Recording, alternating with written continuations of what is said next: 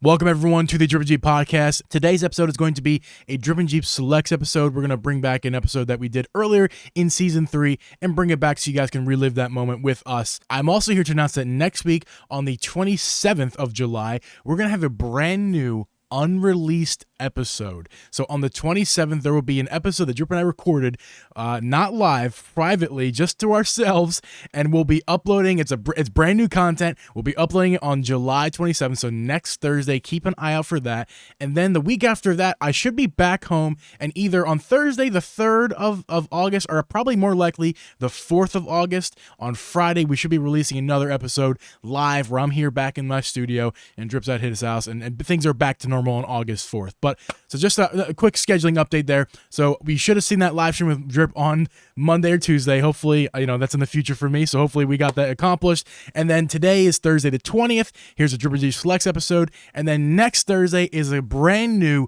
unreleased episode that Drip and I recorded privately, sneakily, and then uploaded to the podcast channel so you guys can enjoy that while I'm away. So yeah. That's a scheduling update for everybody. Hopefully you guys enjoyed this episode. Let's relive this episode we just had very recently with Zach from Switch Wars. Again, thank you for Zach for joining us. That was a bunch of fun. And hopefully you guys enjoy this episode that we can relive together. So hopefully I'll be seeing you guys soon. Enjoy this episode. This podcast was edited and uploaded by Uncle Geeb Productions.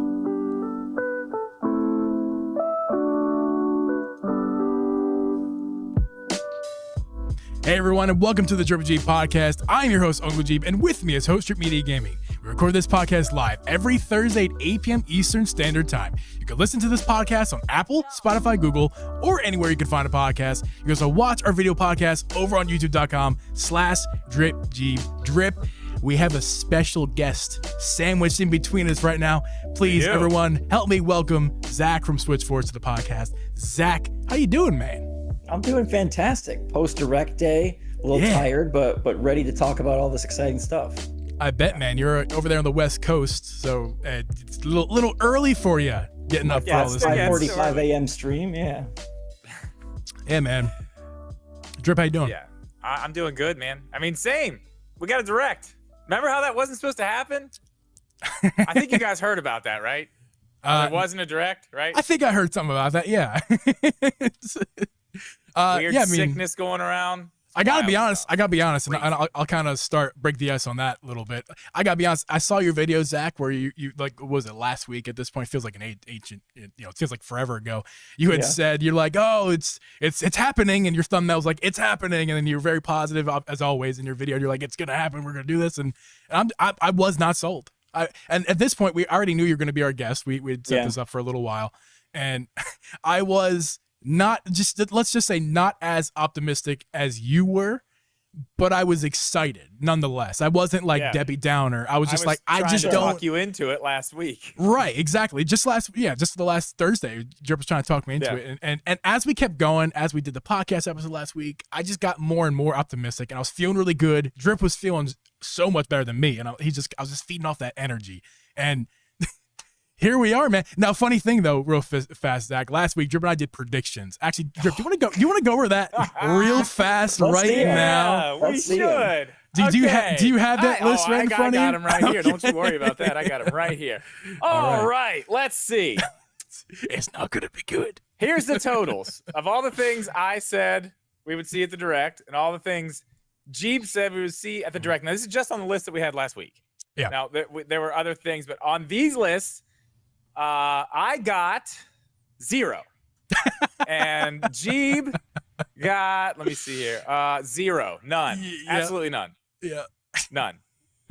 Why didn't one of us take the 2D Mario, dude? I don't know, man. I'm trying to think, like, why didn't we? That one just seemed like we left 2D it seems Mario so as obvious a free now. agent. Yeah. One of the ones but that was the only one that, to be fair to both of us, Drip, that was the only one that wasn't that was actually like on our list that actually happened. We just had a bad list, man. That was the issue. Not that we were bad. Our list sucked. But I mean, it's all the stuff. Yeah. This is it. Yeah. Like, what else was there going to be? Well, now we know. I mean, did we imagine they were going to drop Pikmin 1 and 2? Nobody knew that. It's the same thing as that the Metroid Prime thing.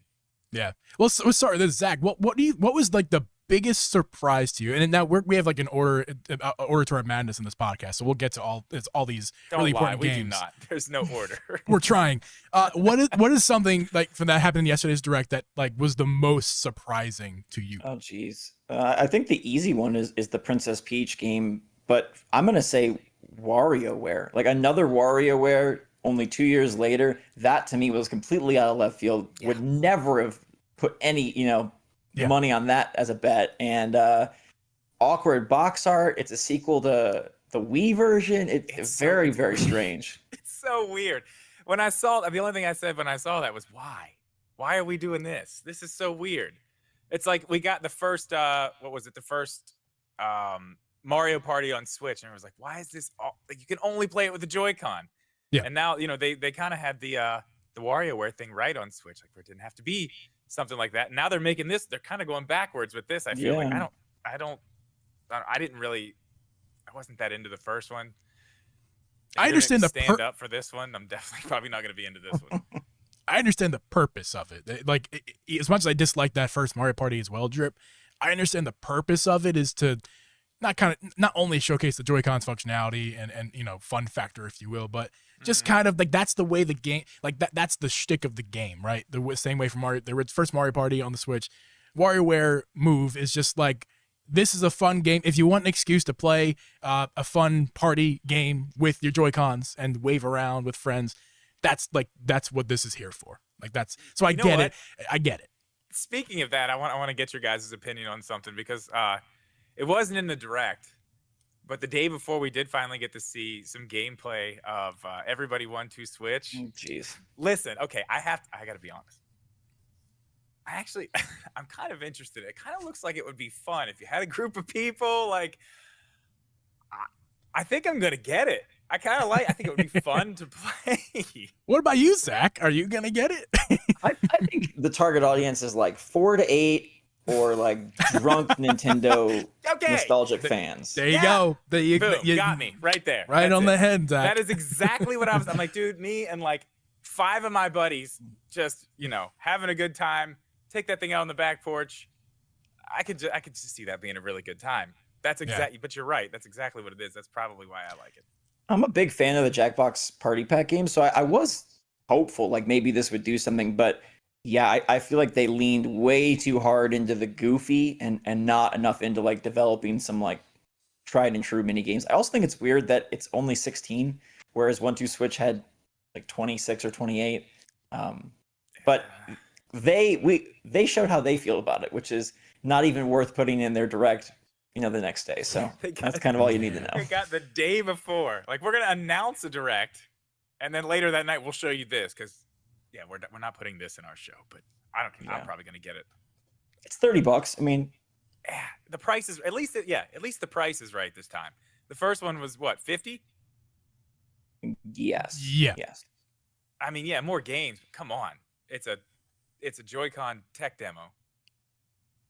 I feel like that just came with the Switch. But you didn't like shaking the ice cubes, counting them in there. I mean, I never even played it. I mean, it's an interesting concept, but yeah, it's a tech demo. But all right, anyway, yeah, we get back to this stuff. Real quick on 1-2 Switch though, I bought 1-2 Switch, and I got it off eBay. This is when the Switch first launched, and I had a review unit, and I didn't have 1-2 Switch, but I got 1-2 Switch, and I was out of town, and I accidentally had it sent to my home address. So I had a friend pay $120 to FedEx overnight it to me. So 1-2 Switch for me was $170 game. Man. Oh, I would have just pretended I loved it. My favorite game on the Switch. Always has been. Always will be. Nothing better. Yeah, I mean, I gotta be honest. I was actually. Oh, by the way, I was watching your video, Zach, on 1-2 Switch. The new one. Everybody 1-2 Switch. Yes. And my fiance was happened to be watching as well. And you weren't showing because you were talking about the leak stuff and you weren't showing the footage, which is or the screenshots, whatever. And right. she's watching it and she's like, I think I kind of like that. I think that's a fun game. I'm like, I don't know. I'm like, I don't know if I want to pick up that game, but we do like the Jackbox series. So yeah, I think that'd be really kind of neat to check out. I think controversially, I think it is kind of neat if it holds up to what we expect it to be, a kind of Nintendo take on a Jackbox party game. I think that, although it's not Except exactly, with your body instead of your brain. Yeah. I mean, also, I think it's cool that it uses the phone as you can use the phone as a controller on the Switch. I think that's actually kind of cool. I might be in the minority on that, but I think it is. I mean, cool. they may add more. They probably won't, but they might add more to it. Who knows? I mean, if it's only 16 now, maybe they'll throw an extra 5 in there. Yeah, man. I don't know. Anyway, off that, because that wasn't announced in the Direct, but we did have a ton, and I mean a ton, in this Direct. And Zach, as we go here, if we kind of glance over something that you think that we want to talk, that you want to talk about, feel free to like butt in and say, hey, don't forget about this. We're gonna start with like what I call the other games that aren't Pikmin or Mario first party stuff. So let's see. We'll start with Batman Arkham Trilogy. I think we all been waiting for that for a long time. At least the people who've been waiting for it have been waiting a very long time. It's been rumored for quite a while, and we did finally see it. I think it's pretty neat. I think it's pretty neat to get that on the Switch, but not that big of a surprise because it's been rumored. So what do you guys think? I feel like I've bought it like 10 times. I'll buy it again. No. Yeah. Been available. They on are PS5. fantastic games. Like they're awesome games, especially Asylum, and I will champion Arkham Knight as fantastic. I know a lot of people. Asylum's the first one, right? Yeah, Asylum's the more linear first one, and then they go City, and then Knight is the one with the tumbler or whatever the Batmobile thing is called, which I actually like controlling that. It's hard for me to generate enthusiasm though in a post Steam Deck, post ROG Ally world, because there's no way I'm That's what I'm playing saying. it on Switch. I just got him on the Steam. Literally just got him on the Steam Deck like a week ago, 2 weeks ago. It's like, I mean, it's cool. It is awesome. It's cool that they're there, but they should have been there. What, 2 years ago? Isn't that when we started hearing those rumors, or was it even It was a while back, further back than that? From the standpoint of like making the Switch library maybe the best library of all time, just because of how many different generations it pulls from. Like, it's cool in that way, and it is cool for people that play exclusively Switch. Did we know a price? I don't know if we. I don't know of any prices. I actually did not. That's one thing I didn't do, is look into all the prices for this stuff. I didn't think see it's it in the eShop. I want to say it's $60, but I could be wrong. Oh gosh. That would be wrong. I might be wrong. That's Chat, help us out with that. That's a tough sell. I think for me, I would love to pick these games up. I've actually gotten into Batman Arkham Trilogy. I have dyslexia. Forgive me. Barkham. No, that's cool. Batman Arkham Trilogy. I think that would be cool to pick up on the Switch. I'm looking forward to it. However, I don't think 60 is a really justifiable price. I may be wrong. Honestly, I looked at the eShop the other day. Yeah, there's no price listed currently. Okay, there's no price. Yeah. My guess is it's going to be $39.99.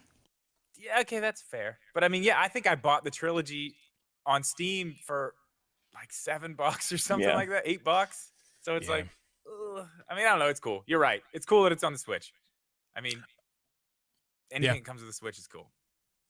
Next up on this list is Monster Quest. Yeah, that's a series. I'm not familiar with this series. I know it has a big fan base. Monster Quest. Dragon Quest Monsters. Dragon Quest. Man, I Monster Quest. I botched that up. That? Monster Quest.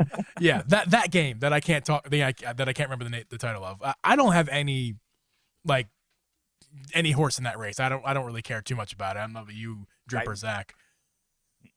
Nope. No. Yep. Nope. Skip right past that. Whoever. It's cool. It did look neat. It did look neat. Metal Gear Solid, I think, is something that a ton of people are really excited about. I'm not one of them, however. I don't know about you guys. I mean, it's not the Metal Gear Solid games aren't games I really played. I don't know. Yeah. I know a lot of people who did. Like, a lot of my friends were super into that stuff, and I was like, I don't know. It just wasn't my thing. I was more worried about just Zelda, man. That's all I wanted. Just give me Zelda. Whatever Zelda there is, I want that. To me, the interesting part is that on the website for this collection, it seems like they're already prepping a second collection, which is going to have like MGS4. That I'd be more interested in. It's always a little tricky when, like Metal Gear Solid Delta gets announced for PlayStation 5, and then Nintendo's like, we got the old games. It feels a little bit of a slight. So I'm not super into it. I have played them. I beat 1 and 2. I've never beat 3, but I'll wait for Delta if I'm gonna play MGS3. Yeah, but definitely look neat either way. It's always nice to have those older building games. up the catalog. Yeah, for sure. Yeah, for sure. So this one, I have it as pigeon. Just remembered which particular game it was. Headbangers Rhythm Royal. I don't, something about it. Just it looked like something from, what company is that? The same people who do Fortnite. Epic Games. It looked like something from Epic Games because it's like a battle royale, but it's like a rhythm game. And I don't know. Drip and I kind of was talking. Those did not look like pigeons. It looked a little. They look a little phallic. You know, like I don't know. Live, everybody in my chat was like, "That's a wiener." Definitely. I'm like, yeah, you're not. Yeah. You're not wrong. You're not wrong. That looks. Yeah. Those look weird. But what's the game you mentioned earlier, G? The one that we played on stream like last year. The quiz game. Papa's quiz. Yeah. What a weird thing. one. Same shape things. I don't know. That one was interesting. There's one we missed I thought looked pretty cool. What was it called? Myth Force or something like that. Yeah. Like the Saturday morning cartoon art style. Yeah. I thought that one looked pretty cool. I think it looks cooler for me to just be like, oh, that's awesome, but not actually play it. I like what they're doing with it, but then I'm like, oh, it's first person. I'm like, yeah, okay. And then it's like, it doesn't really seem like my type of game. But I mean, when I first saw it, I was like, that's awesome. Because it looks like He-Man or like Thundercats or something like that. That's what it reminds me of, stuff like that. So, I mean, that was cool. And I'm old. So we're at a really weird part of the generation for third party because, you know, we went sort of like not a lot of third party. Switch is super successful. Tons of third party hop on board. And now we're back on the other side, which is they're working on 4K, PS5. So nothing's really coming over. So until we get a new console, I feel like third party is going to be Pigeon Battle Royale and Saturday. Like that's what we're going to get, you know, old collections and maybe some sort of off the wall stuff. But unfortunately, no, like, oh, Assassin's Creed Mirage getting confirmed for Switch or anything remotely close to that. Cloud version. Yeah, exactly. Yeah. So the last one on other games, and if you guys have any additions, feel free.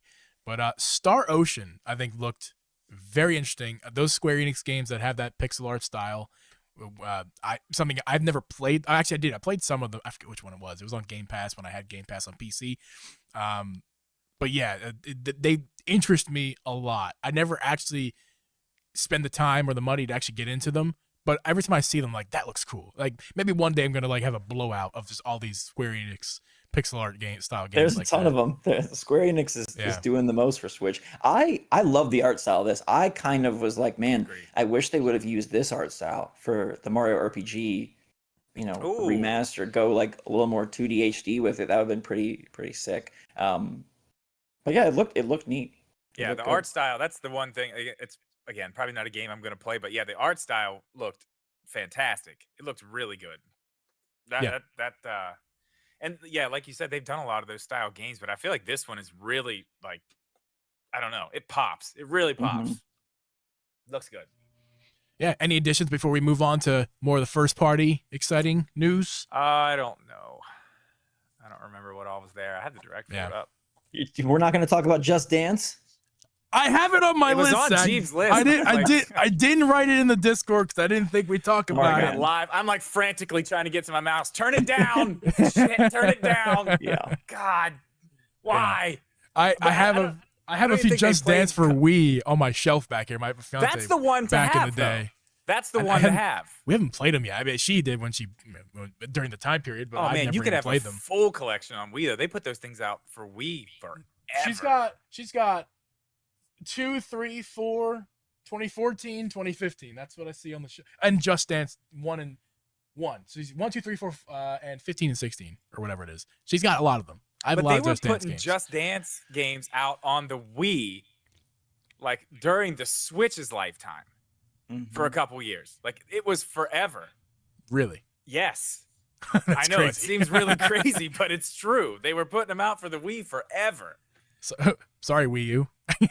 Well, I mean, you know, that's just fun. It's just those funny. Those are the people who bought the Wii. Yeah, no, I get it. Like, and they still have a Wii. It sits under the living room TV, and you know, grandma, the family comes over. Like, yeah, we're gonna dance our asses off. It's gonna be a great time. That's funny. That's really funny. All right, something that I'm excited to talk about because I'm newly I've been welcomed by the Pikmin community recently for all these games. And yeah, so we got some Pikmin 4 info. Honestly, I would have gotten more detail as far as what's new, what's not in Pikmin 4. I was just so overblown by the response of my live stream the other day, Pikmin 1 and 2 that I was streaming. So like I didn't even get a chance to look at the Pikmin 4 stuff besides like a quick glance at the trailer. But I mean, Zach, I feel like you're probably, I know Drip's not qualified to talk about Pikmin. So anything you can add about Pikmin 4, like anything? I thought it looked fantastic. They're borrowing from, they got the depths from Tears of the Kingdom in this game. They got all sorts of RPG progression. They got a dog. It looks like they even have an evil Captain Olimar. The Pikmin 1 alternate ending was like Olimar basically he dies and he gets planted in the ground as a Pikmin. And so that's kind of spoilers. Jeez, man. This guy Dude. Just said I was playing the game. You just spoiled the ending. Came out like 100 years ago. I think that game is being slept on. I think it has unfortunately been the one game after Zelda. But I think that like Miyamoto's been cooking that thing for a decade. So I think it's going to be it looks really nice. Some of the best graphics on Switch with that water and the environments. I love that it's going like indoors. I think they've really fleshed it out. I was talking about on my channel, like it got the Switch treatment, like where Zelda went from like, okay, we're a linear dungeon fest to, we're open world. Like this is that for Pikmin, getting huge, all sorts of upgrades, like a home base. I think that will be one of the top rated games of the year, even if it doesn't, gain sort of mainstream awareness. That's still going to be the problem for that game. Because I've never played the games, and I saw a bunch of people in my chat like super excited, like, oh, look at that, look at this, look at that, and I'm like, I don't know what's new and what's not. Like this does look good. It looks really good, but I don't, because that's what I was asking Geeb when he started playing. I think what it is I think the art style and aesthetic is too cutesy, but the gameplay is too hardcore, and I think for whatever reason that just does not line up right. So I think you have people who are like, I don't want to play with plant little mini chibi people, and then you have people like, well, I don't want to do RTS stuff, and I think it just hits a really weird spot. If they went either hardcore art or more accessible gameplay, I think they have it, but the mix just doesn't seem to click right. I think that's what it is for me too, honestly. That's exactly what it is. But I'll tell you what I did play. I forgot I have played a Pikmin game, Pikmin Bloom on my phone. Oh, that doesn't count. Oh man, I'll tell you, I was really into that for a minute. Like I should not have been as into that as I was for about a week. Hey, is that the same people? Intac, right? Is that the same people as Pokemon Go? I have no idea. No? Yeah, it's Niantic. Yeah, it's the same. Yeah, Niantic. Yeah. I was into Pokemon Go just as everybody else was, and what was it, 2015 or whatever it was, or 2016, something like that. Around there. I have great memories of Pokemon Go. So Pikmin Blue, maybe it's a sleeper Pikmin game. Who knows? You're into Pikmin now. This is your thing. I am. Download it. I gotta like do live streams, man. walking around my neighborhood playing Pikmin Bloom. Yes. Tomorrow. Yeah. But yeah, so this is the star of the show because I'm a sucker for a shadow drop. I was literally like cheering on watching Drip and you, like I was cheering on the like, give me something, Nintendo, give me something. I got the Metroid Prime remastered fever, and we did get something. Not what I expected to be. Pikmin 1 and 2 was just straight up shadow dropped, and it was not remastered, but they were HDified, if you will. So, the text, someone asked me in my YouTube comments, like, hey, well, like, is it HD? It's like, or is it 10? They asked me if it was 720 or 1080. And I'm like, bro, like, if it does not matter. Like, it's HD. I think it's 1080. I'm pretty sure. But like the textures are so low res in general. It's just like, if it was 720p, you'd never know anyway. That's what I said yesterday. I was like, it looks like Twilight Princess, like the grass and the trees. I was like, this looks like Twilight Princess. That's what it reminds me of. Yeah, and this is going to sparkle a conversation a little bit later when we get. I want to bring up the whole like, is this a thing Nintendo's going to be doing?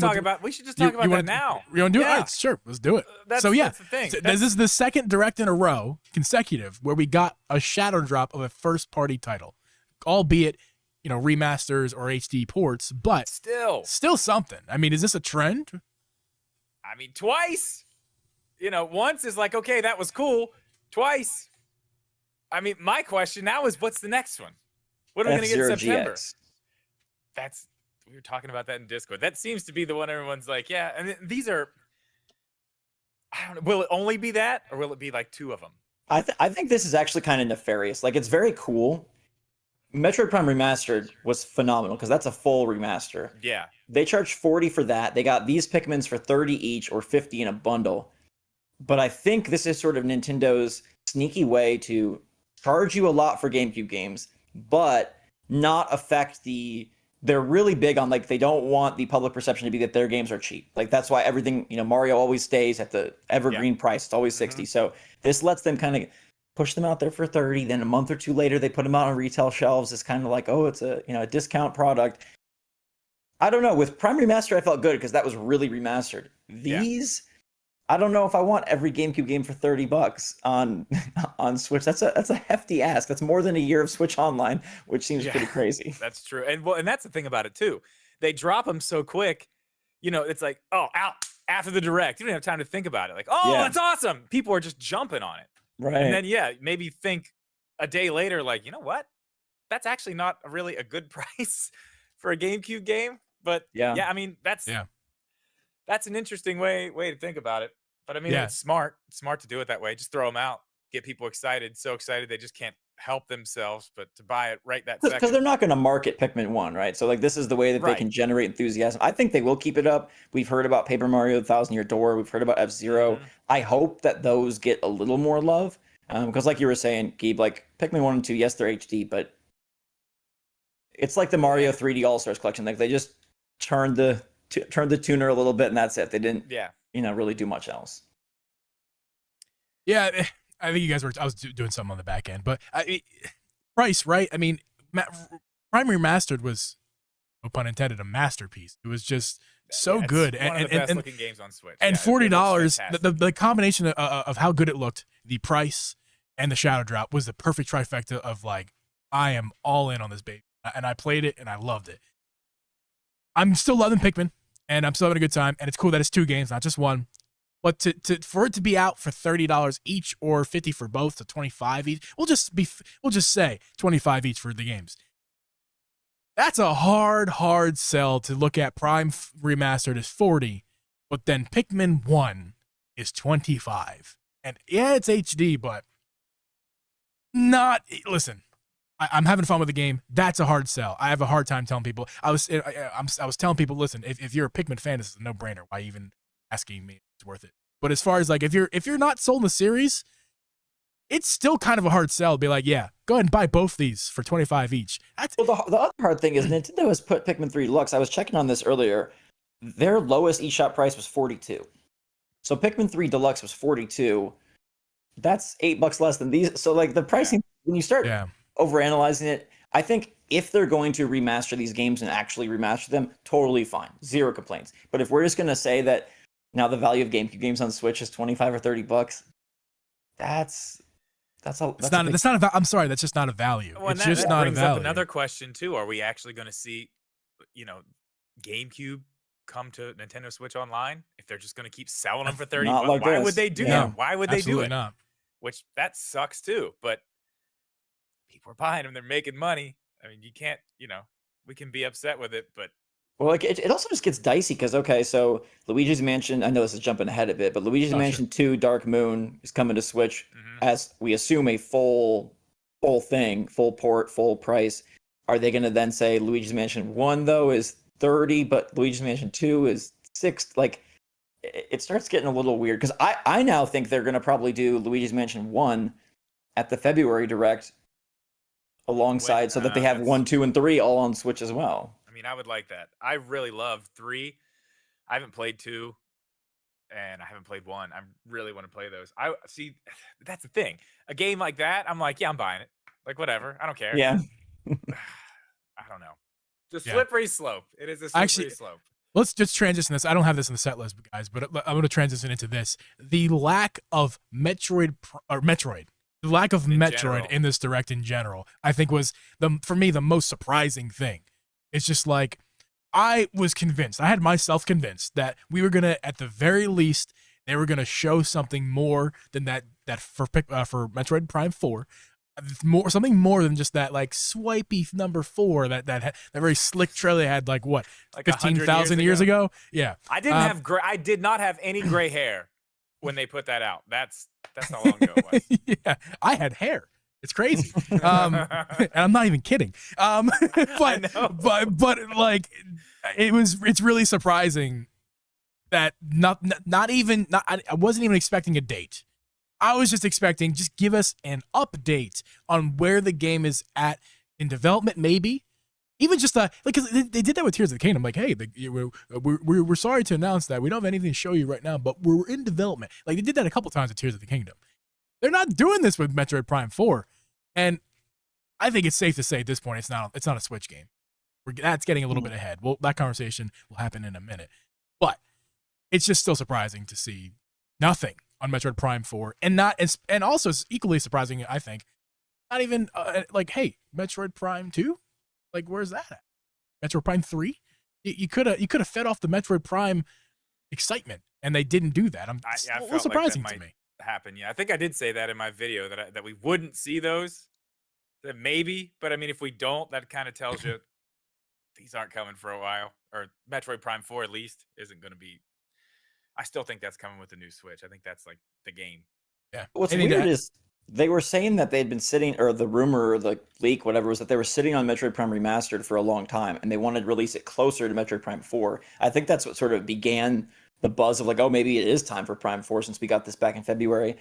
So now their whole cadence is off. I don't know, like you said, if it has to do with the new system. I would imagine that game, though, does pop up before the end of the year. I think we see Metroid Prime 4. September? Yeah. I really hope so. Even if, do you think we're getting a date, or what do you think? Like the next thing we hear from Metroid Prime, it could be anything. I don't think they show it. I don't think they show it until they have a date. I think they got their one apology, their one awkward apology, and I don't think until they're ready. Never seen anything like that. That was so wild. Yeah, I think to them that's like a very embarrassing moment, and so I think they won't until they're like, we have a set date and we're ready to go. Like we're not gonna mess around with that. And I do think like 2 and 3 could come same way Pikmin 1 and 2, right? Like, hey, $50 double pack, $30 each. Like that'll probably be a thing as well. See, I think you may be right about us seeing something about it this year, but I don't know. I feel like they still won't give a date. They'll just say 2024. Because I do think it's tied to that other system, and I don't think they want to show those cards yet.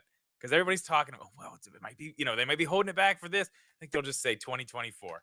Give us that year first, something cool, and then a little later into the year, they'll be like, all right, here's the date, and it's whatever. They could. That's totally possible, yeah. As much as I really am chopping at the bit to talk about 2024 and Switch hardware we'll get there. things, I'm still excited about this too. Mario. We got, if you're a Mario fan, yesterday was Christmas. Yeah. Yesterday was Christmas. Well, let's just start with a weird one, which, did we talk about that was the pre-show we talked about WarioWare Move, right?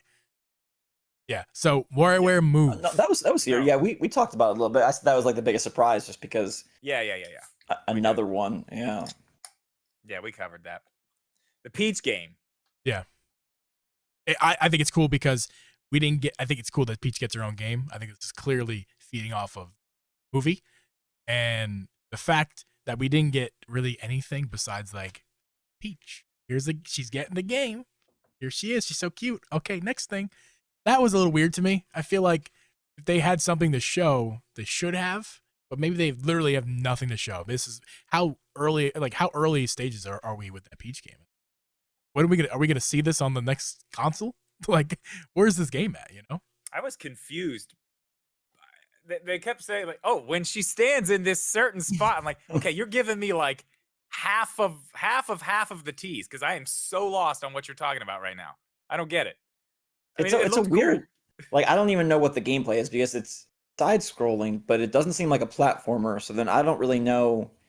At one point, she like transforms a tree. I'm guessing that Super Princess Peach on DS was like emotions, right? She's happy, sad, whatever. This seems like the dresses or the outfits are gonna affect what she can do. So it seems like it's, to me, my takeaway was like this is theatrical, right? Like this is like a play or theater. She puts on a different outfit, she gets different abilities, but I still don't really know what the gameplay. That seems like a point and click adventure. Like what are we doing here? I had no idea what to even think about it because I'm like, yes, that is Peach. Yep. All right. Sweet. Yep. That's all I got from it. When Yeah. she stands here, that's what they said. Like, we'll tell you more about it later. They're like, okay, Yeah. okay. God, don't tell us too much. My lamp turned back on again. Alexa, turn off my lamp. Every week, man. You can't just turn it off. Come on, dude. I know. You're fine. You're fine. At this point, it's funny. Luigi's Mansion Dark Moon 3DS remake. Is that the right name? Dark Moon? Yeah. Yeah. So that when I saw that was confirmation to me that they're really like push it. This is a Mario Direct, feeding off of the success of the movie. They're trying to capitalize on that, and I'm totally down for it. I was telling Drip on a phone call we had. The 3DS hurts my hands, and I'm like a lot of us have adult hands. That's a thing. And I was staring at that game, for a long time and never actually pulled the trigger because I'm like, I'm just not gonna play it because the 3DS and because it hurts. Because it hurts my hands, literally, physically. So I'm super any 3DS stuff they want to bring over, Zelda. Please do that. And this is a good step in the right. This is a good step in the right direction. Let's get all these 3DS games over here. Luigi's Mansion was masterpiece on the Switch. The Luigi's Mansion 3. That was great. That's one of my favorite games on the Switch. I love that. Yeah. Game. Yeah. You happy about that? Is this actually? Is it a remake or is this just another like HD thing? I think it's an HD thing. Because what other 3DS games have they brought over? And they haven't been Monster Hunter. That Monster Hunter Generations. Yeah, it was just kind of like here it is. Yeah, but it did look good. It looked fine. I mean, what they showed of it looked fine. I mean, it was passable. It didn't look like. I mean, Luigi's Mansion 3 looks incredible. Amazing. Yeah, it looks so. I mean, it doesn't look like that. That I would love to see him just put a little bit of extra time and just make it look like that. I don't think it would take that much, would it? That would be a full remaster, and that's clearly like they're not. They would have said remaster if that's what they were doing, and they're not. To me, it'll probably get the Kirby whatever Return to Dreamland, the one that we got this year, the Wii game that got like a little bit of extra content. They tightened up the visuals. To me, I think that's kind of the treatment. That's how you sell it for $60. You add a little bit of extra content in there, and you're good. I don't think is that one $60? Kirby? No, yeah, the new Kirby one. No, the new the Luigi's Mansion Dark Moon. I don't think they gave a price. I don't think there's a price. They just said 2024. To me, I think both those games are out like January and March or February and March. I think those are too early year. Peach and Luigi, I think those are two early year titles next year. Yeah, I mean, full price on 3DS was $40 anyway. So it'd be kind of weird to bump it to $60 just because of HD. But they will. Yeah, I mean, don't put it past them. That might be weird, but you might be weirded out when you see the price. I'm gonna be very weirded out, I suppose. All right, now this is where I'm really excited to talk about these next two. Super Mario RPG is getting a remaster, a full-blown remaster. It's a game it's a game that I always was really interested in checking out, but I'm just like, again, it's not on the Switch. I don't have the right hardware, for it. I'm not a big emulator or anything like that, so I'm just gonna leave it for now and hope that they bring it to Switch one day, maybe in Switch Online.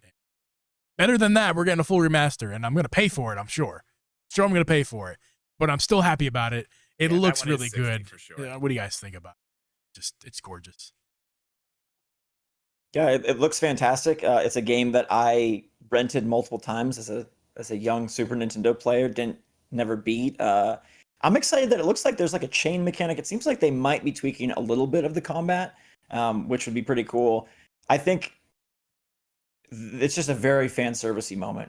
They weren't going to put it on NSO. Clearly, this is why. I think it's interesting that it's in the November spot. I'm curious how it sells. Like, if you're under 30, do you think that this is a brand new game? If you're a mom, like, do you realize that this is a remake? Do you think it's just a Mario RPG game? Like, that sounds pretty awesome. It looks great. It has all these characters. You get to play as Bowser. I'm curious if it can be like a 10 million seller real quick, or if it's going to sort of slowly take its way. But they positioned it to do well. Like, if the prime chance right before Black Friday. Yeah, I got a hot take. It's funny you mentioned the video store thing, renting that game, because that was always the game that I saw in Blockbuster or wherever, and I was like, that looks crazy. Like, why does it look like? Why does Mario look like that? That is so weird. Never got it because my stepdad was always like, listen, you're not gonna like that. It's not Aw. what that is not what you think it is. That's not what you Yeah. think it is. You don't want that. And I'm like, all right. I mean, look at it. It looks cool. Like, look at that. Why do they look like that? I don't get it. But yeah, I never played the original, but this one, I really, really love what they did with the art style. I think it looks incredible. It looks fantastic. I think that's. I'm not really even into these types of games. I'm not like the Pokemon, anything. I don't know. I'm just not into that. But the art style alone is enough to make me want to play it. Yeah. What's Short your Mario. take, That's G? fun. Yeah. I got a hot take, guys. It's gonna be a bigger seller at the very least at launch than the next game we're talking about. That's gonna No be way. Super Mario Bros. No Wonder. way. I don't Hot think take. so. You gotta have hot takes every now and again. I'm throwing one out there. That's I'm spicy. throwing it out there. It looks so good, man. And listen, as I was saying this again, Drew and I were on the phone. You know, I'm more positive on Wonder than I was a few days ago. Or it was yesterday. Stuff happened. I'm more positive now, but I'm still not like over the moon on it. Really? Yeah, it's I'm not a 2D Mario fan, and I'm not going to take it away from anybody who is. You guys feel it's yours, and feel free to have it. It's just not my shtick. I will say this though, I do love the original Mario games. I have my game, my first real experience. Now I played the games before this, but my first real experience, really diving into the Mario 2D games, is on the Mario Game & Watch. I believe it or not. And I had a ton of fun with it. I beat the freaking game on the Game & Watch. It was really play it a lot. I had a ton of fun. I played the Game & Watch so much fun. I have no idea why. It's so don't get me. It's so small. Yeah. Don't get me wrong. I'm not a hater by any means. I'm just not a fan, like a lot of people are. And just to me, the Super Mario RPG looks like a better game. I'm just being honest. We've seen this formula of Mario Bros. Wonder many times, and art style is not crazy different. They tried something. I like. Yeah, go ahead, Zach. Go ahead. But at the same time, like I'm definitely a lapsed 2D fan. Back in like Mario World was my thing on Super Nintendo. New Super Mario Bros. Was great when it first dropped on DS, then the Wii version, then New Super Mario Bros. 2, then the Wii U, then it's on Switch. I definitely kind of dropped off those. But this one almost made me tear up because I know how rigid Nintendo is with Mario. And the fact that they were that team, I'm assuming it's a lot of younger people, were allowed to take risks, were allowed to kind of mix things up. I feel like that had to be a very tense discussion because Nintendo has, here's the Koopas, here's the Goombas, here's Bowser's Castle, here's the Ice World, here's they have this formula. And so to say, the pipes are going to crawl around, everything's going to get, all trippy. The art style is going to be all painterly. He's going to turn into an elephant. Daisy's going to be here. We're not going to have the same Bowser's children be the mid-stage bosses. We're going to have kingdoms instead of the world. Like, I was just very, I have goosebumps. I thought it was so amazing that they were able to sort of revolutionize what 2D Mario is. And I maybe to somebody who isn't as passionate about it, it doesn't seem like as big of a change. But to me, it was like, holy crap. I did not expect them, a company that takes very few risks, a company that's very much about their history and their nostalgia, to do something that was like, okay, this is trippy Yoshi's Island mixed with Donkey Kong Country Tropical Freeze creativity. We got the silhouette stages, the lights go off, their hats get big. I was very stunned. I thought what we would get is New Super Mario Bros., but Mario looks more like he did in the movie, with maybe some nods to the that's what I thought we would get. And man, the flowers talking. There's VO in a Mario game. There are some things. That was the thing. Yeah, I still am trying to figure out that the flowers that talk. They made a big deal about it flowers. Too. Yeah. They mentioned it. I was like, okay, that is for something. Obviously we don't know what yet, but it is a big deal. I think I understand what you're saying. I can see exactly what you mean. For me, I do like the art style. I think it's cool. I like that they clearly have other things that they're trying with this, but at the same time, I look at it and I'm like, I don't know. I don't think it's going to be challenging. You don't think it's going to be fun. I don't even know what to really expect because I see it and I'm like, yes, there's other things. There's new things happening, new power-ups, but I just see a different art style with new Super Mario Bros. U, and I don't know. The Koopas have rollerblades. Okay, I did. Okay, I've watched the trailer like 5 times. That's the thing that stuck out. Like the third time, I was like, "Oh, that's cool. That is cool." I'll also say the animations, Mario's I was going frame by frame, and the amount of facial animation he has is kind of crazy. They really did up the ante in a lot of ways here. It does feel to me like it's going to be a 2D platformer. So if that's not, screaming $60 line up and buy it for you, it's just not going to do it. But it felt like they're bringing, how can we take Mario, what it was in the 80s and the 90s and the aughts, and now make it for 2023? Like, to me, it really felt like they did find a way to, as much as they could, outside of giving you a 3D Mario, this is how much they can mix up 2D Mario and try to make it fresh again. That's fair. I mean, because the alternative is New Super Mario Bros. Switch, and we would have said worse direct. We absolutely. We had some funny we had some funny names last week for what they could call a 2D Mario. I don't even remember what they were. I don't know, but just you can use your imagination on that. Yeah, I mean, Super Mario Switch U. That's kind of like what I was. It could have been a lot worse than one. Like whenever, like I know you were talking about it, the 2D Mario thing in a couple of your videos, and I just kept thinking like, what are they going to do with the 2D Mario at this point? And I mean, you can see they found some things to do. I think I'm going to be more sold maybe when they show us a little more, I get to actually play it. Mm-hmm. Yeah, that's going to be key for me. See like what, because I can tell you this, new Super Mario Bros. U Deluxe, whatever it's called. I didn't even finish it. I got to a certain point. I'm just like, I am way done with this. I was done with this like 3 hours ago. I don't know. I hope that doesn't happen again. It does look cool. I'm clearly they're doing other things, but I'm not quite sold yet. Going off what you said, and I want to emphasize, I'm not the big Mario fan like some people are, and that's going to be key for me is actually playing it, and that's the thing. Like that's why I think it might not sell quite as well as RPG, because I think RPG might be a little more natural from just I just I know it's a turn-based game, but like I'm thinking from the consumer perspective, right? Like dumb don't know nothing about content brains. Like okay, this looks cool. It looks I've seen this version many times. Exactly. Mario Bros. U on Switch has sold over 15.4 million units. Oh, I'm not doubting the set. So I'm saying RPG might be like really good. I'm not saying that it's going to sell bad. Don't get me wrong. I'm saying that RPG might sell really good. All right. That's what I'm saying. Maybe. At least I want that. I'm rooting for it to sell really good. I like it that much. And I don't dislike Wonder, but the point I was going to make there a second ago was I need to play it. Like, I'm not sold by a trailer. I think there are some cool aspects because I'm in the content. I'm going to get it anyway. Yeah. If I was a consumer, I wouldn't though. I feel like in my perspective, I am not sold on it, but I will get it anyway. What else is around it? It's in October, right? Yeah, October 20th. Yeah. What else is around it? I mean, that's it. That's the holiday, dude. It's gonna sell. It's gonna go nuts. I mean, it will. I think it will. But I think piggybacking off the movie, every kid that saw that movie is gonna go buy that game. And I think that's what they're counting on. This is their vehicle to try to reach their sales goals, sales targets for the Switch. Is we're gonna just push Mario. That movie that made $1 billion. Have it all. Have everything that. Oh, you remember Peach? She was in the movie. We got a game. Remember Luigi? He was funny in the movie. We got a game. That is their next 9 months. Is it's weird to me that this game wasn't out with the movie. But other than that, I think it's going to be.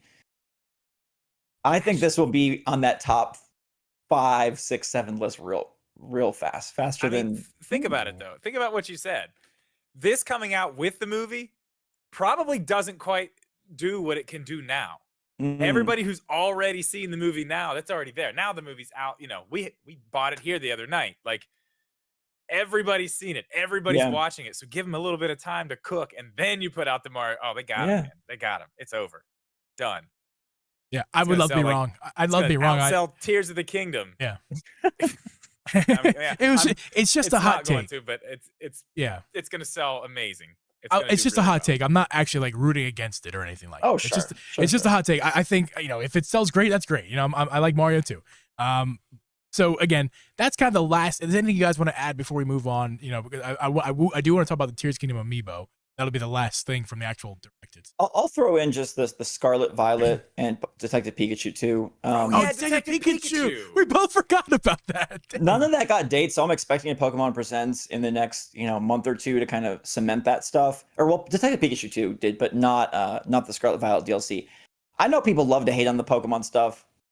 Scarlet and Violet is still one of my favorite Switch games. I that Area Zero content at the end of the game I thought was one of the best things Nintendo has done in recent memory, and so I'm very excited for the DLC. I know the performance is like the giant 10-foot thorn in its side, but I do think that I'm surprised that's not a bigger deal. Getting 2 Pokemon announcements in a Direct is kind of a rarity because they usually come Pokemon Presents.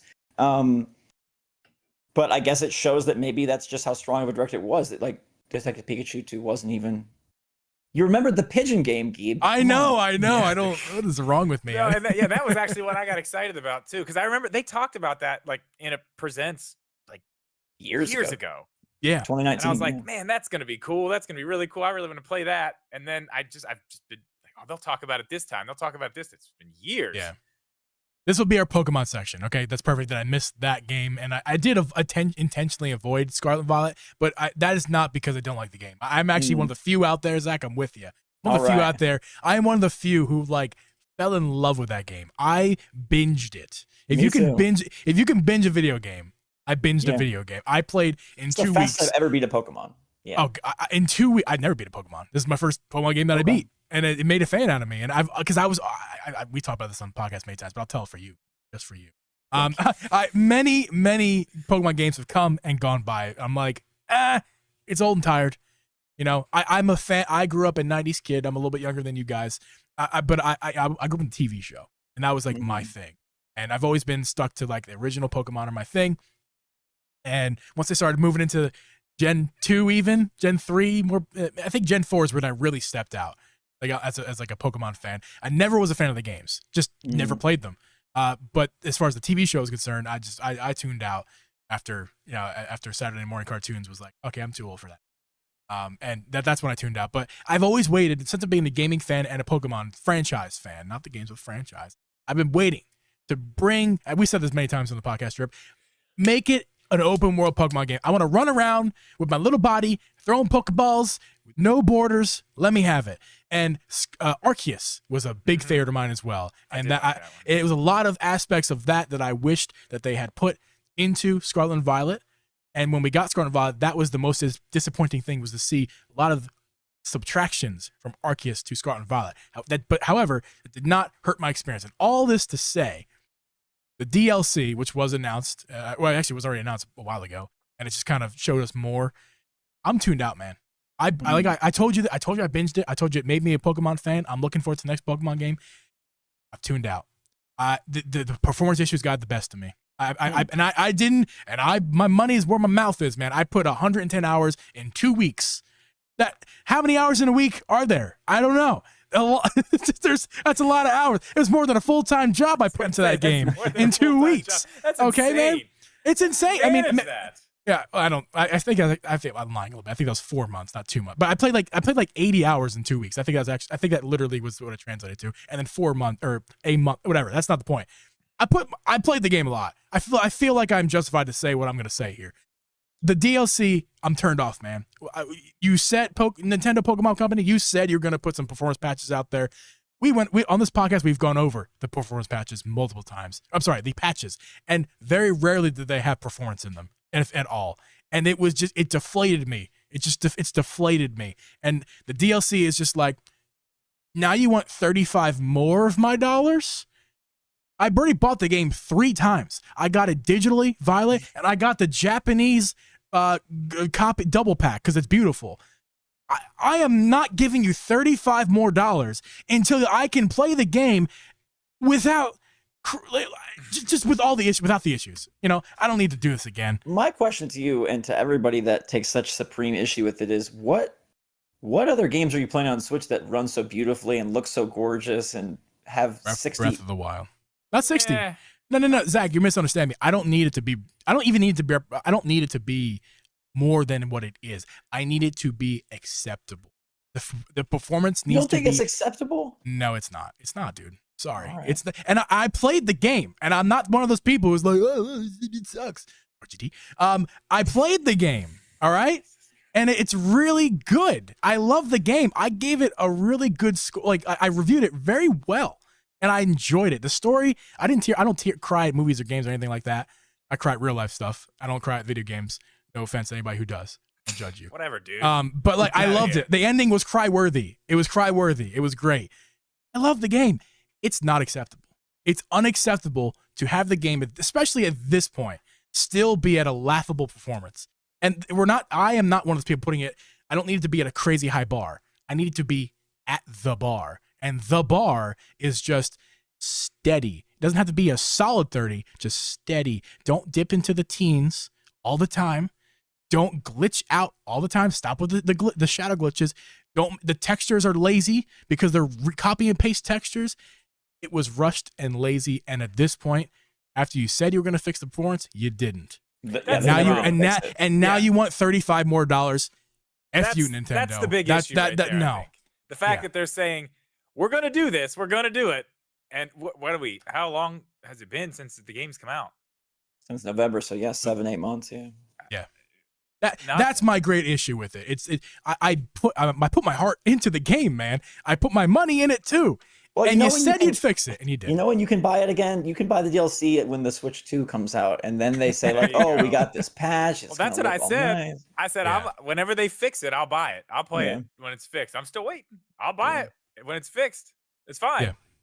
Yeah. I watch people play it online, and I'm just like, that's gonna get on my nerves at some point. Just. I've watched him play it streaming, and I'm like, that's just getting on my nerves watching it do that constantly. Yeah. Like you get on the little bike and you're just, I don't know. Yeah. It drives me nuts. That drives me nuts. And I'm not a frame rate person at all. Half the time I don't even notice it's happening. If like frame rate drops, I'm that's so me. into what I'm doing. My eyes are just not calibrated to pick that up as well. Yeah. Which, one of the games, Hyrule Warriors. Age of Calamity. Once you get to the end of that game, it is just like, whoa, what is happening? We got like 4 frames a second. I can't even just wait. Hold on. Okay, there's something. That one was really bad. But yeah, I normally don't even notice it. But I mean, I noticed it on his stream. I was just like, I'm just going to listen to the stream, I think, for a little while. It's like I'm a disappointed parent is all. Like that's the vibe I'm trying to give. I'm not like an angry, townsman. I'm more just like a disappointed parent. Like, where was the fix? You said you get your grades up, and you didn't get your grades up. I gave you the toys. I took you to soccer practice, and you did not get your grades up, not even by a point. So you're grounded. That's where I'm at. Jeeb's grounding Pokemon. That's where I am. Fine. Detective Pikachu. We already talked about it. I just want to say that my piece on this. I'm not going to yell about performance. I will say this: they're going to try to sell that for $60. Got to be joking. Okay, they are. You got to be. You got to be kidding me because 1,000%. I don't want to be like the negative Pokemon guy because it did look a little rough. I noticed it when I was watching it live. I didn't say anything, but it did look a touch rough. I mean, like, where's the texture? Where are the shadows? People were comparing it to Scarlet and Violet, and I was like, no, man, Scarlet and Violet's better than that. This looks like a 3DS game. This looked like Luigi's Mansion, the 3DS game that they showed. Like the same level. Pikachu was a 3DS game. Yeah. So is this a 3DS game that they just were like, shh, this is going to put this on Switch, just shh. And then like didn't make it take advantage of the Switch at all, and just I don't know, man. Did that get a date? It's October. No, it's November 3rd. No, that's WarioWare. I'm sorry. It's October. Yeah. It's this year. It's sometime. It's this year? Okay. Fall. I didn't know if it was October one of the 2024 ones or not.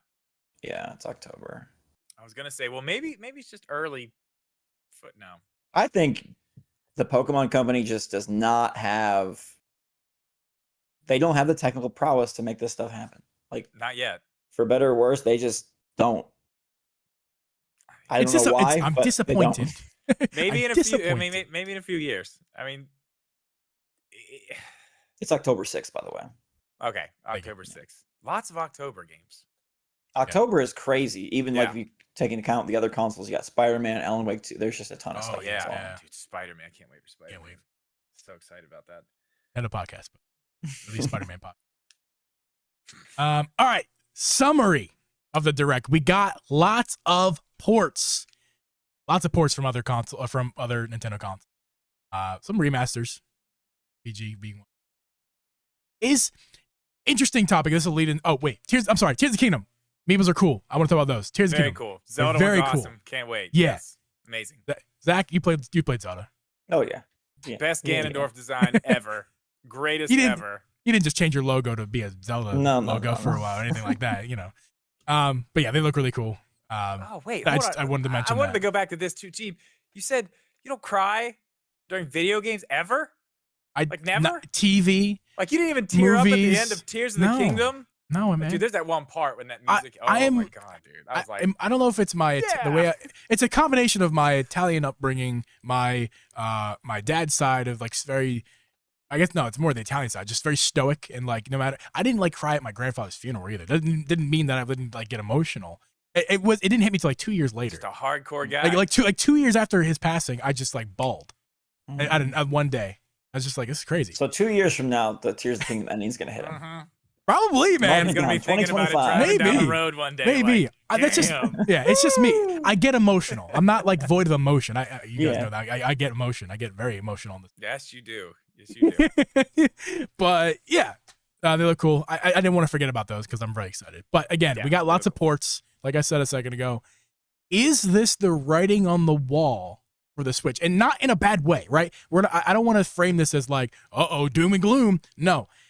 Is this the writing on the wall that new things are to come? And like, this is like, we need to start like, this is the time, you know what, when someone passes, you know, like Michael Jackson, we all like mourned and celebrated his life when he passed, right? But like after he passed, we did not celebrate him while he was alive. That happens to a lot of celebrities, sometimes family members. Like this is the time, I'm going to frame this like this. This is the time to celebrate the Switch. We're almost there. We can see the light at the end of the tunnel. At least I think so. And the new hardware is on the horizon. And let's celebrate the Switch starting right now. And the best way to celebrate it is all these ports. And I just think this is like all telling me that we're getting new hardware soon. I think we're absolutely getting new hardware, but I don't think it's because of the ports. I actually brought a document that I wanted to read to you guys and have you tell me. So this is a release list for you. Super Mario 3D World on Switch, new Pokemon Snap on Switch, Game Builder Garage on Switch, Shin Megami Tensei HD Remaster on Switch, WarioWare Get It Together on Switch, Metroid Dread on Switch, Mario Party Superstars bringing in N64 boards and GameCube games on Switch, Pokemon Brilliant Diamond and Shining Pearl, a DS game. That was 2021. That was their entire year of releases. So they've done this before. That's very true. So I think you're right. I do think like we are at that point. Like, hey, this is winding down. But I also like I can see the games that carry us another 14, 15, 16 months. Like they still have enough in the can that they can drag this if they wanted to holiday 2024. Beyond that, I think that the Zelda thing in the middle of the year just makes it feel weird. If we got Zelda this holiday, I don't think anyone would be talking about the Switch slowing down. Like if our holiday was Mario Wonder in October and Tears of the Kingdom in November, people would be like, holy crap, 7th year and we're hitting home run after home run. I think the Zelda in the middle of the year throws it kind of off because we have had years like this before. I remember in 2021, I was like, you got to be kidding me. Brilliant Diamond is your November game? Like, no, nobody, what the heck? So I do feel like new hardware, like I'm the biggest Switch 2 champion. I want that thing last year. But I do think this is kind of just Nintendo's MO. They love to recycle and reuse and repropagate their IP. Yeah. I agree with you, but I think I agree with you, but here's the question. Here's the question I have. So they do have all this stuff, and you're right. If they take all this stuff that we know is somewhere, so they have, they got Metroid Prime 4. They've got, let's just say, this Donkey Kong, this, that, whatever. Right. Stuff like they could take it out that long, but are they going to?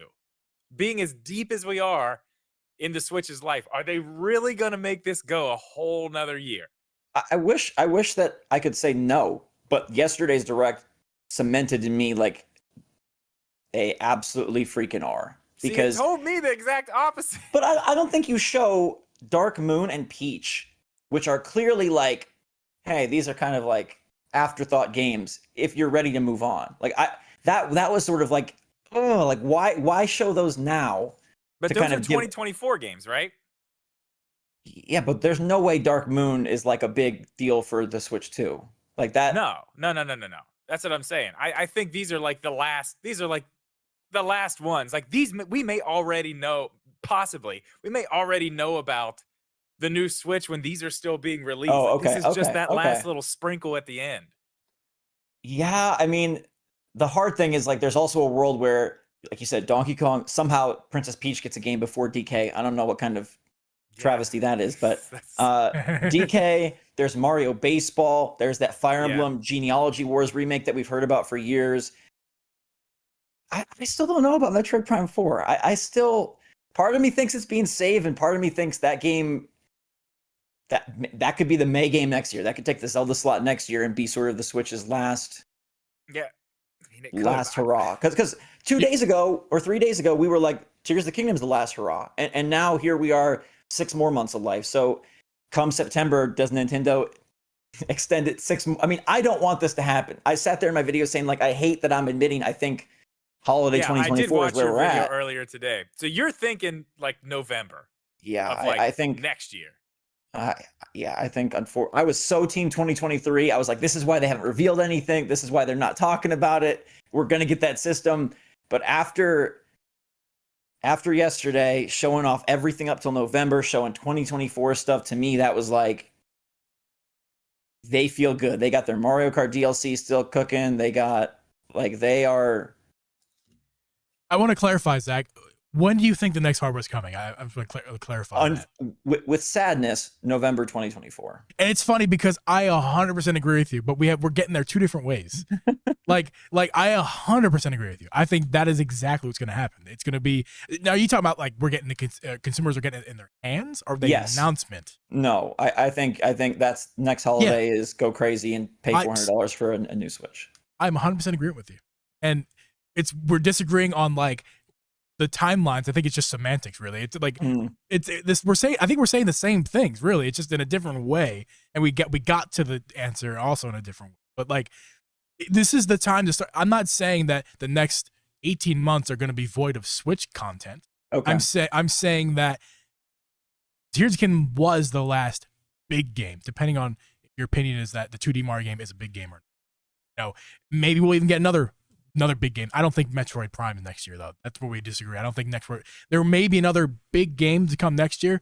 Definitely not. I don't think it's Metroid Prime. Maybe it's Odyssey remaster, or not Odyssey remaster, an Odyssey 2 type. And then while they announce the Odyssey 2, they're going to say something like, "Oh, then this is also going to be released on our new console," like something to that effect. Like the next big game for the Switch might also be the first big game for the next console. That's kind of what I'm saying. I'd love to know what you guys' take on is. Do you think that the next Switch is like from Wii U to Switch, or do you think the next Switch is like PS? I don't know. I'll just say this. I think the next Switch is just a more powerful Switch. I think the game cards look the same. I think everything plays back and forth. So I think when they release the launch line for the next Switch, whatever it's called, Switch Pro, Switch Wonder, Switch 2, I think the boxes are exactly the same boxes we have right now. Drew, go ahead, Drew, if you have something to say. No, I agree. I mean, I think it's just going to be the next step of whatever this is. Because, I mean, we had the wording long ago, the Switch family. Mm-hmm. Kept calling it the Switch family. They really used that a lot. And we've seen them just build out this family. Nothing. Yeah. I kept saying, like, oh, the OLED's here. Other one's going to go. They're not going to keep that around. Why? I still don't know why, but they have it. It's there. Mm-hmm. And, we got the Switch Lite, and we're, like I said, everybody knows next month we're getting the Switch Lite OLED, right? July is their hardware. I mean, I would not put it past them. July, like first week of July is when they did Switch Lite, when they did Switch OLED. I mean, Jeff Grubb said there's supposedly some Nintendo July event that he's heard about. So I'm telling you, it could happen. But no, I agree. I think it's just going to be another one on top of this. I think the OLED was supposed to be that in the first place. I think that's what it was supposed to be. I think, COVID, all the stuff that happened, just everything was scrambled. We got to do what we got to do. They probably had some of this hardware already being manufactured. They probably already had the stuff going through. Like, we have to do something with this. What are we going to do? Couldn't get the parts. They're just like, I totally agree. I think that conspiracy theory checks out. Yeah. I mean, it makes so much sense. Because because the Switch, I mean, there was so much talk about it at that time too. So much talk about it. And it seemed like, okay, there's some reputable people like something's happening here. Something's happening. And Bloomberg doesn't throw their reputation out there for nothing. I know people love to hate on that Mizuguchi and Bloomberg report, but I mean, we now have reports of developers saying that they had 4K Switch dev units and they were told to give them back. They were told, clearly something went on where like it was supposed to happen, and then I mean, I'd love to have a tell-all. We probably never will, but like somebody needs to go in and do like a documentary on like what happened at Nintendo HQ during 2020. Would love to hear that. Spicy. But I think, because of the era we're in with games where everything is scaling, right? It's like, oh, it runs on Xbox One and it runs on Xbox Series X. I think that's just where we're at. I think that's what we're getting. I don't think we're getting, a brand new system with chunky cartridges. I think everything is, it's algorithmic, it's DLSS, it's upscaling. I think everything just is going to work. And I think that's kind of where we're at. And that's why they were able to even make that OLED decision is, hey, these games like Tears of the Kingdom that could have been on this new platform, well, it doesn't matter because it was just going to be, turning the settings from medium to high or whatever. Yeah, it's already baked in. It's already done. Yeah. Like all these things are already in the works. Yeah, I mean, I agree. I mean, my question is though, okay, so let's say that is the way it happens. Is that the point when they finally get rid of the old original Switch? Is that the point when we finally put this one out to pasture? Or do we keep selling that one still? I don't know why I still don't understand why they still have that. Doesn't make sense to me, but I mean, it's whatever. They have to at that point, right? You can't have 4 Nintendo Switch. You can't have an OLED, a Lite, a Switch OG, and a Switch 2. Like, you can't have, that's too much store real estate. That's what I've been telling Geeb this for months now. That's why they bring out the Switch Lite OLED. To ditch the Lite. To get rid of the Lite. So they have because you can't leave the Lite that far behind if you are going to get rid of that other one and bring out this new one and they're all going to be this thing. It's kind of weird to just have that Switch Lite that's like, man, that thing is like, that screen looks awful. We're going to like, nobody wants that. It's so far behind. Doesn't look awful. It never looked awful. Compared to the OLED screen, it doesn't look great. It looks better than the original Switch's screen. Okay, yeah, it does.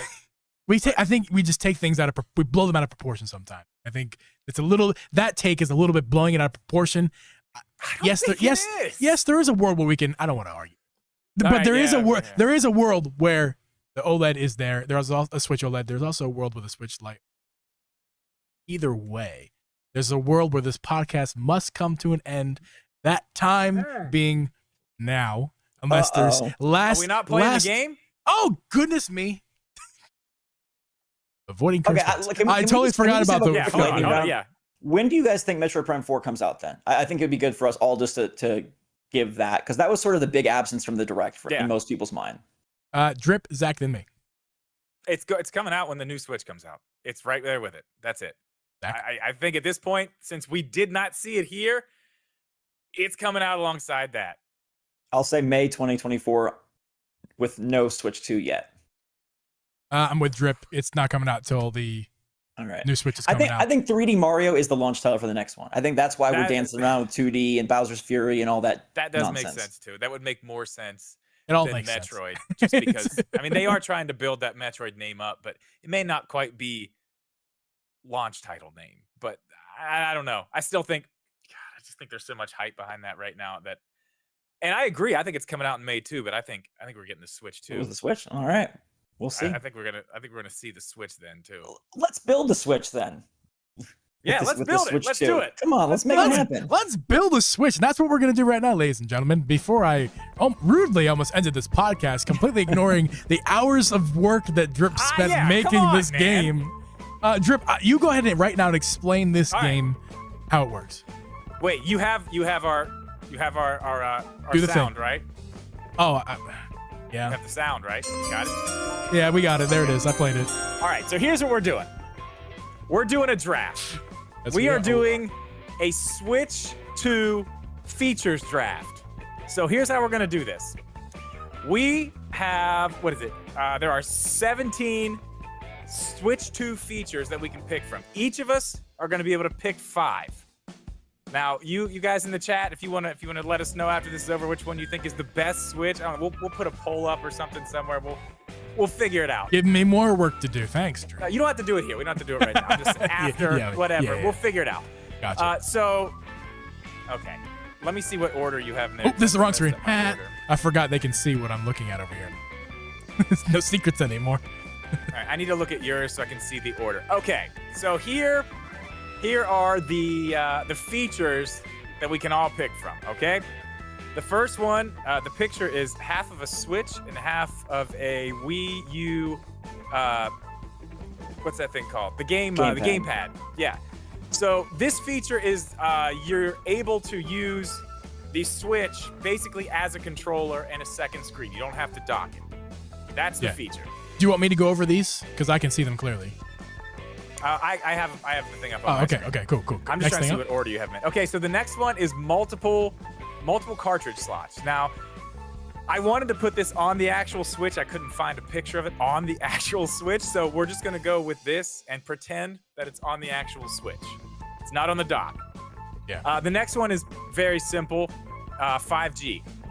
Right. Which, we've heard some weird things about that. And the next one is a Pro Controller, but the feature is that the Switch will ship with a Pro Controller. So it's included in the package. Not just the Joy-Cons, but you're going to get an actual controller. What's the next one there? Oh, good God. What is that? This is the wallpapers, the themes on the Nintendo Switch. Themes. I mean, I don't need to explain that. Yeah. Like, why apps. the hell do we not have that already? We got apps. Apps, yeah. I already said Netflix, that please. I already said that one. Next one is 1080p, but that is 1080p handheld. What's your next one on there? I got mine all out of order. Switch doubles the. Let me just take it then. I got it. We got the double screens. So kind of 3DS style clamshell situation. Clamshell action, yes. We got actually I don't. Is this Pro Joy-Cons? The purple thing. Pro Joy-Cons. Pro Joy-Cons. We got different color variations from launch day. Is that correct, Drip? That's not buying them separately. That's right. Your Switch will have several different versions, not just the red and blue or the white. You can get, these pastels or this or that. Yeah. You have lots of options. We got 4K output on the Switch, for docked. We got backwards compatibility. Yes. We got. I have no idea what that one is. What the heck? Where are you at? Oh, that's VR, dude. VR. Oh God, that looks weird. VR. So that means like the Switch is actually playing real VR games, not just like, cardboard with watching plastic. Somebody play Smash with yeah, like actual VR. All right. Again, I don't know what this one is. The next one, that's the better eShop. Okay, better eShop. Yeah, updated eShop. We got smaller dock. Yeah, smaller dock. We got 1 terabyte internal storage. Yeah, I just option. did the SD card, but not an SD card. That's internal storage. And then this is also you have apps twice. Wait, this is the web browser is probably one. Web browser. So ignore what we said before. That was web browser. This one. Yeah. So, web browser, and then the apps is the last one. Yeah. Cool. Okay. All right, Drip. So now, what do we? What's There's up? one other thing we need to go with. Right. Now. All of our Nintendo Switches they're already powered up. We'll say they got DLSS, whatever. We got that. All of our Switches have that, and all of our Switches have a base. We'll say a base of 256 gigabytes of storage. Okay. That's where we're starting the base. We all have the same power. And we all have the same storage. So we're building our perfect Switch with these options. You get to pick one each. We're gonna do it draft style. All right. Yeah. Well, I mean that's Zach's basically it. Zach's up first. So if you need a refresher, Zach is. Oh, I got it. I know mine. right. There's only one choice here. Themes. The only thing that matters. I have been wanting themes. This is like one of the big Nintendo mysteries. Themes are on the 3DS, they're not on the Switch. I don't understand. This is the quickest way to microtransaction your way to like $500 million. If these were $5, everybody would have one. It's insane. And what was the original reason why they were like, oh well, we don't want to mess with it. Everything runs really nice. Like, no, it doesn't. Yeah, the UI is super smooth. No, it boots up right. I'm like, because loading a JPEG is really hard. That's what I'm saying. Like, how much more work are we actually putting in here? Okay. I want themes though. Yeah. Good Sweet. pick. All right. Well, that means it's my turn.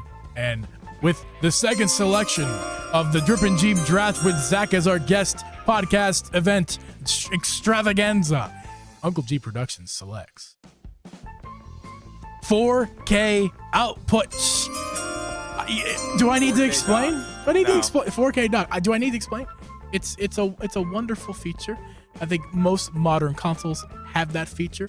I think it's a feature that needs to happen in this next dock. Whether it's actual hardware pushing 4K, very doubtful, or more likely, I think realistic and probably preferable, because we don't want 4K hardware in our hands. That's too big, too heavy, too bad battery life. Give me upscaled 4K, docked, send it. I'm a believer. Grip, your turn, sir. Oh, you guys took all my good stuff. I'm gonna go. I am going to go with the Pro Controller. My Switch ships with a Pro Controller. You get one right in the package. What a big value. Yeah. Yeah. I like it. I like it. You got no explanation for that? What explanation? I mean, look, it's a Pro Controller. You don't gotta use the Joy-Cons. There's a lot of good. There's a lot of good sticks, options up there. That's a controversial third. Yeah, I don't think you guys. I don't think you guys are gonna take the other stuff I'm gonna take. So I think I'm okay. All right, Zach, it is your selection. I thought the Joy-Con were cute at the start. I have grown to hate them. I don't ever play Switch the Joy-Con anymore. So a upgraded Pro Joy-Con with nicer triggers, a D-pad, maybe a little more hefted weight to them. I'm adding that. I got themes. I got better Joy-Con. Man, this is already a It's a nice seller. Switch. Yeah. It's a nice Switch. Right? That's a nice Switch. Oh man, that's a good selection, Zach. That's probably where I would have went as well. Oh as man, well. Yeah, I was actually going there next too. Yeah. I think I have a clear path that I'm taking right now. I think it was set up for me. I think there is no doubt in my mind that if this is the perfect Switch that must be made, the perfect Switch with 4K output also must have VR. Ladies and gentlemen, we're playing VR 4K Switch games. Oh, with your second pick, you're taking VR, you monster. Oh yeah, I'm building a beautiful powerhouse. You're a maniac. You're a maniac. The funny thing is, my own idea is on the board, and I did not take it twice. Yeah, I almost took it with the first pick. I don't think I'm going to take it this time either. I think I'm going to go with, can't believe it's still here, but I'm taking it. I'm taking backwards compatibility. Ooh, that's a necessary thing, my friend. I didn't think I was going to get it, but there it is. So I've got a Pro Controller in the box, and as of right now, I'm the only backward compatible Switch. That's correct. I have a power. That's rough. We're in a tough spot, Geeb. This is you guys. You got to get some good stuff. Well, here's the deal though. I'm gonna take a 1080p screen, so now you guys are stuck with 720p. So. All right. I mean, listen. You can do at least you can do 4K on the dock. That's correct. I can do 4K on the dock. Still got 720p. But listen, that means my battery life is way better than your battery life. So I am happy that you took that, because the next selection of the Triple G Draft with Zach as our guest podcast extravaganza, I'm going to be taking my own idea, the beautiful idea that is, with the quick explanation I possibly can, basically making the Switch the Wii U, but way better, and also not that terrible marketing. So your Switch tablet, is the current generation Switch tablet, will be backwards compatible with the next console regardless, and it will also function as a controller.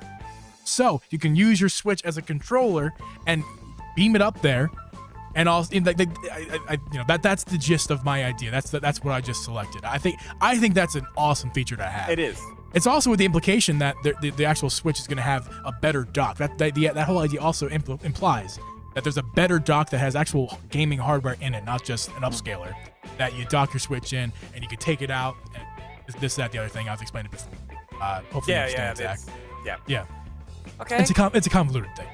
All right. For my third pick, I'm going with apps. I want Disney Plus on my Switch, man. I'll never use it, but I just want to know that it's there. There you go. Yeah. All right, man. Zach, what do you got? You want to relive your selections here? Or you got it. No, I got them. Now we got some more of the the side features here. I think I'll take.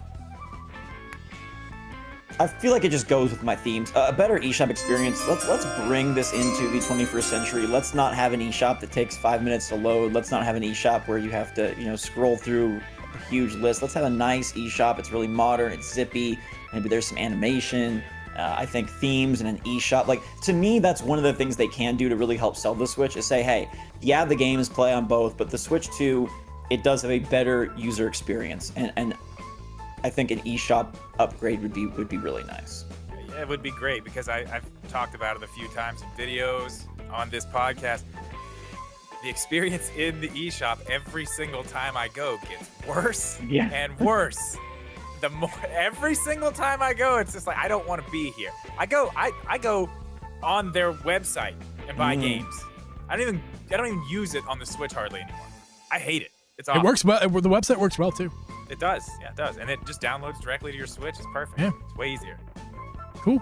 There's some steep competition in this draft board, guys. I mean, let's see here. Is there I have a theme, and I feel like there's one you have to take.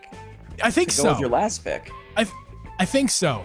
Well, I don't know though, because I think if we're on the same page there, I think you're talking about the small dock.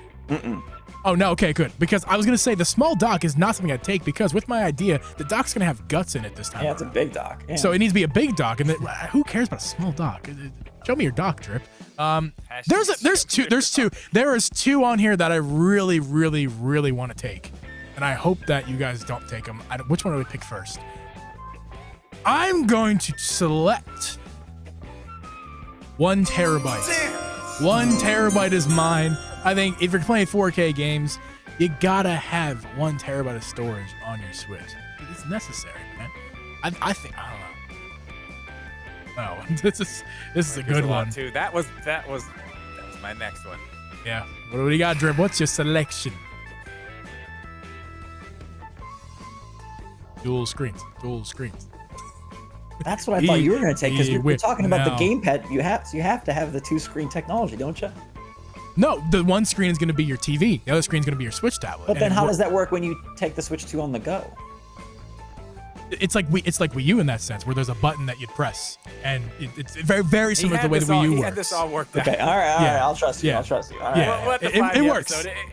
His explanation of it when he explained it to me the first time, I was like, wow, that sounds actually really cool. I've been told it's the only good day I've ever had. So, I mean... it's one of the better... I don't know what to take.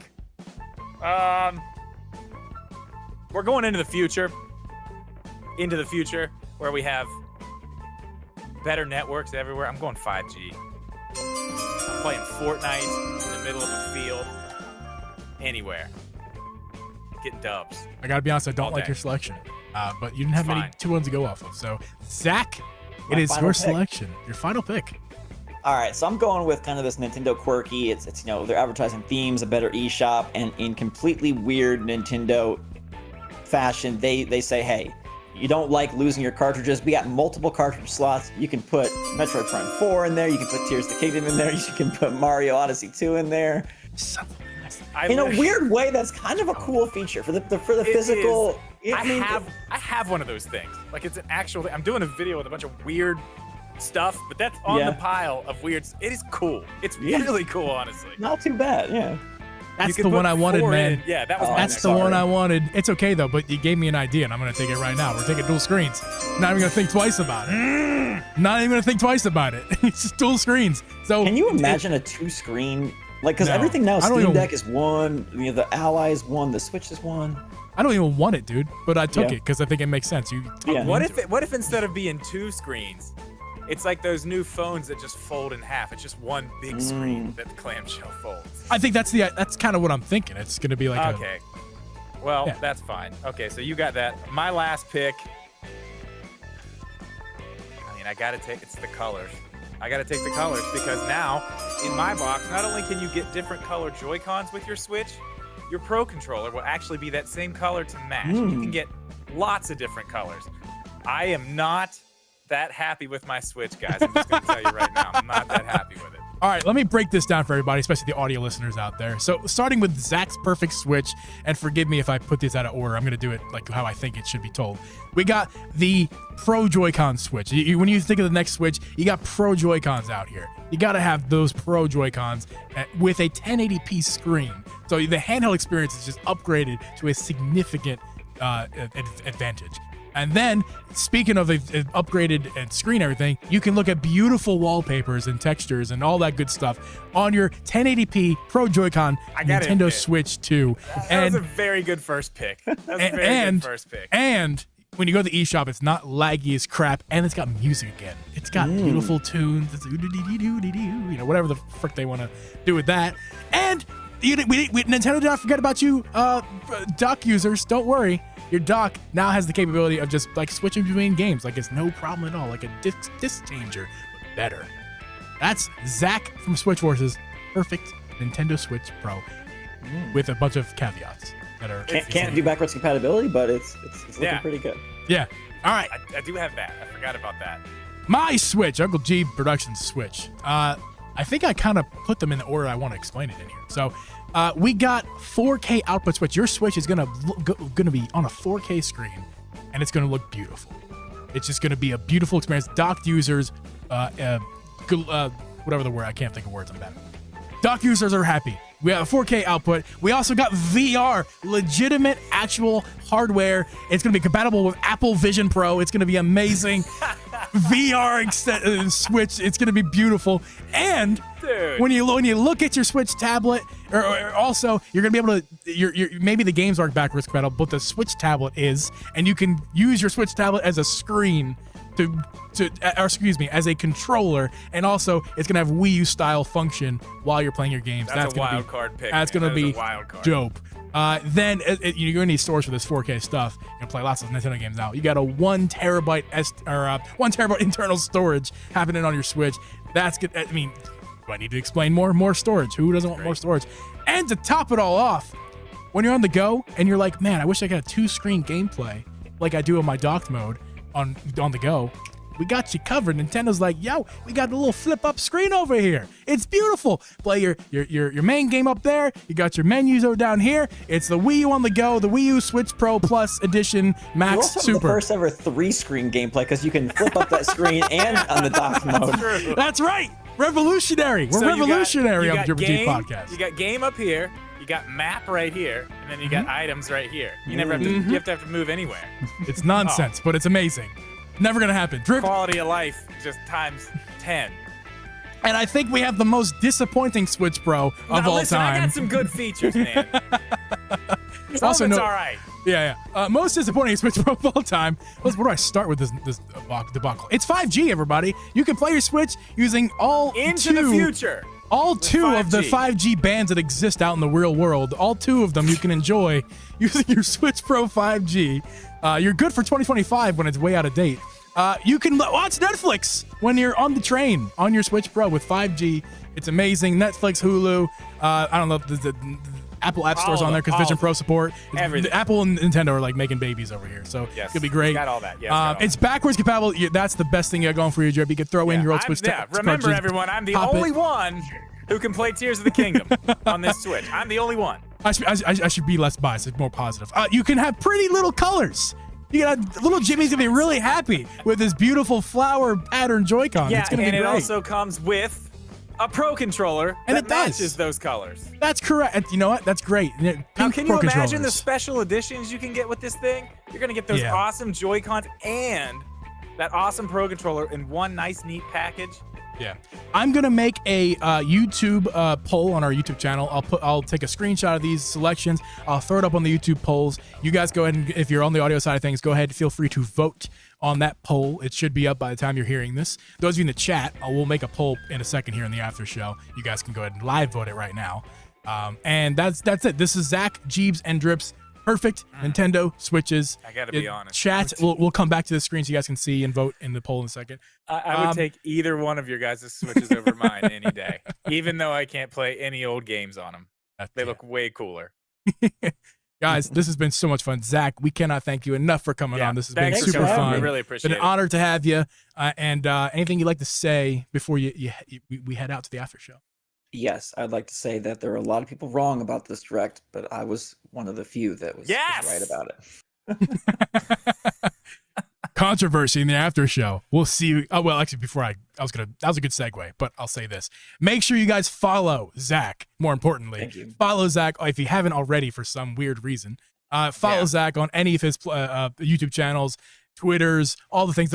I believe I put most, if not all, the links of Zach down below. Thanks. Make sure you I believe do Mega's that. been putting them in there too. Mega, you're the goat. Thank you, Mega. In the chat right now. And yeah, guys, Zach, again, thank you. And Thank you, Drip, for another great episode, as we always. Thank you. I hope always do. And we'll see you guys next week. Later.